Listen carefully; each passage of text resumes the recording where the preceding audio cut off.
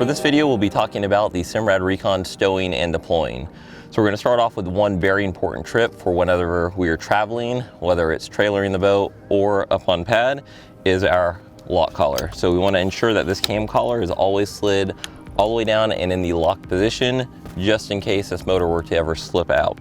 So when we go to deploy the motor, we're going to release our cam lock collar. We're going to slide this up the shaft to our desired length, lock it into place. We will step on the stow lever itself, basically slide the motor forward and tilt it downwards. There will be groove assist handles on the bottom of the motor that your fingers will naturally fall into place at. Once we release, the motor will lock into place. Now, as we go to stow, there's a couple of additional pieces that we can set in our remote settings. So as of right now, if I pull the motor in the stow position, we would step on the lever and grab the motor. We do have the ability to go within our settings and slate our motor to always be prop in or prop out, making it easier to grab.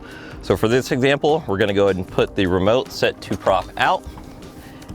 And depending on the position of the motor, it will always turn to that positioning.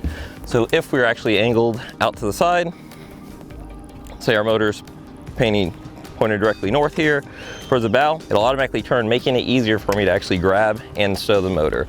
Slide the motor all the way up and then ensure that our cam lock collar will be slid down against the transmission.